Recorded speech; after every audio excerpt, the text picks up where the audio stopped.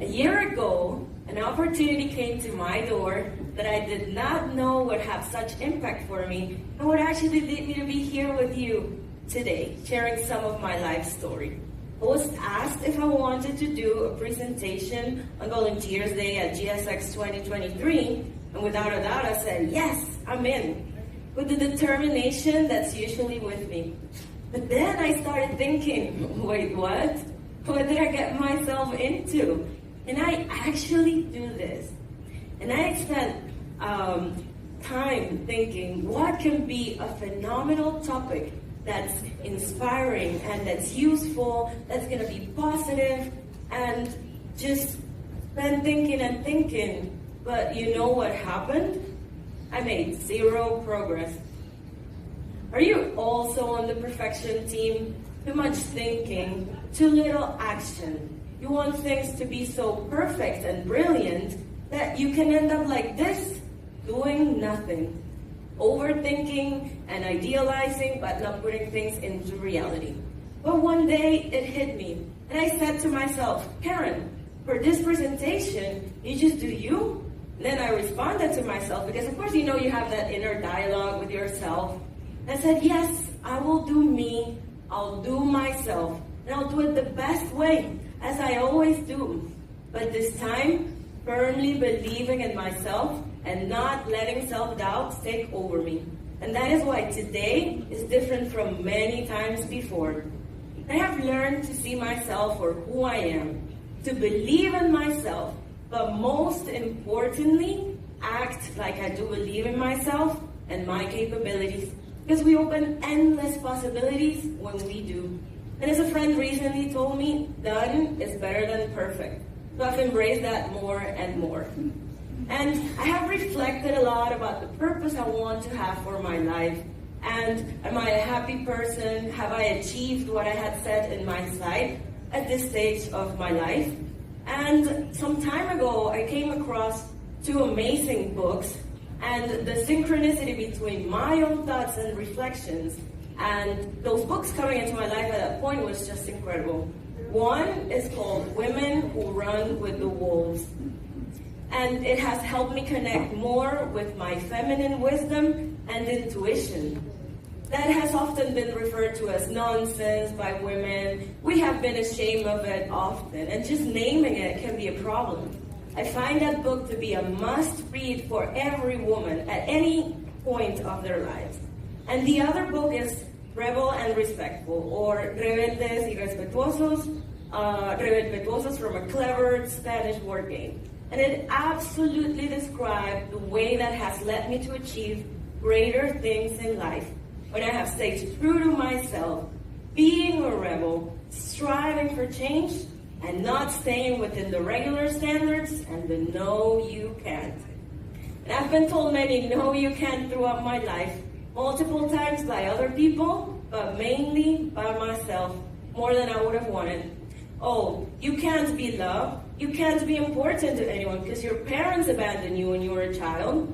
They're not a priority to anybody. You're poor. You can't go to private school. You're too young and too broke to move out of town. Don't even think outside Colombia. Yeah, you're kind of intelligent, but you're not bright enough to get a scholarship. And you definitely cannot learn another language because no one in your family speaks another language. You're a woman. You can't go for engineering. Don't even think about working in oil and gas and mining industries because those are for men. You don't stand a chance there.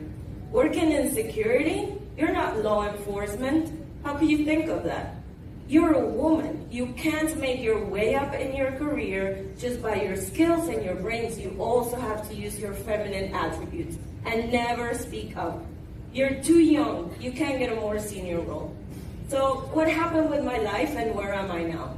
I grew up in a low-income household with my aunt and uncle and many cousins, yet I did get scholarships to go to private high school, and I was top student, actually, in my industrial engineering classes, so that all my semesters were free. I was quite the nerd, actually, and I did learn English, most of it on my own, despite not having anyone around me who did. I left home when I was 19, although it's not traditional for women in my hometown to leave the household until they're married. And I have traveled and seen some other cultures in the world, despite not having anyone in my circle who had that interest in them. And then I've been also going to therapy and working on myself by all the taboo in society around it, a lot in my family, and all the hard work and pain it takes to grow out of your traumas and to heal to become your best version. I did get into oil and gas and mining industries, which are more male-dominated, and then I got into security. Even less of us are there, right? As Brittany was saying. And I did get into a more senior role, which I currently hold and absolutely love at the British Council, while being the youngest in my team as well. And here I am today sharing my story with this wonderful Women in Security Panama conference.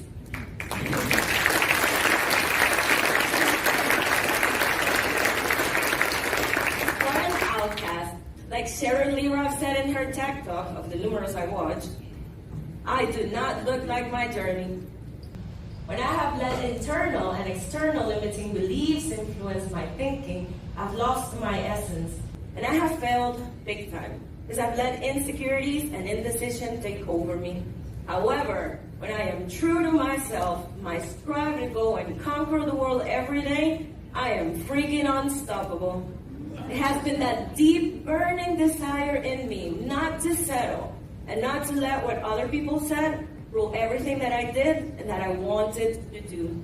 It has been to dream big and beyond what I thought was possible for me, and even more, and to break out of that starting point dependency that I was supposed to have and would determine the person I became. Let's face it, based on my life and just the multiple struggles I had growing up, I didn't stand a chance.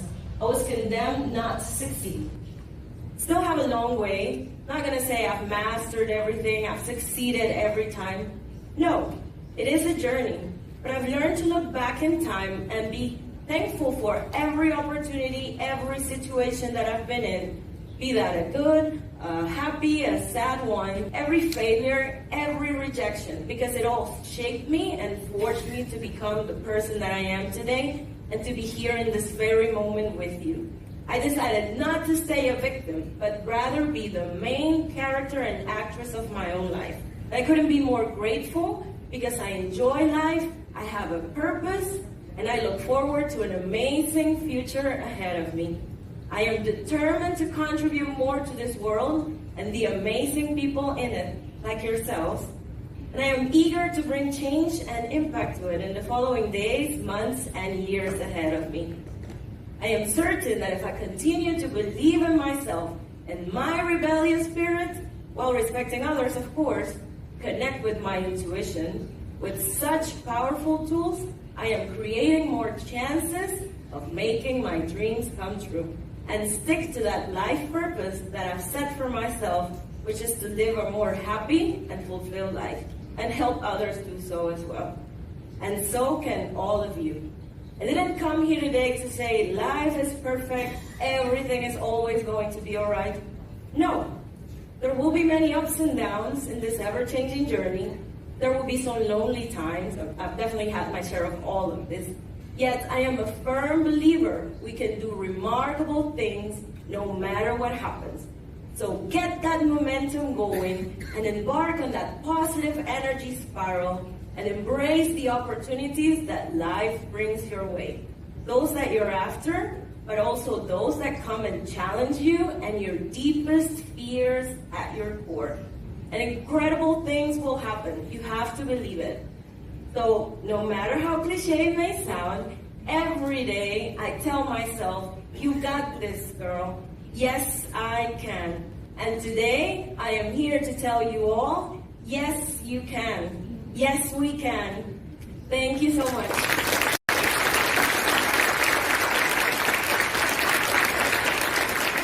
I already was talking with the audience, so if you can give me a second, because everyone that knows me here knows I am a selfie fan.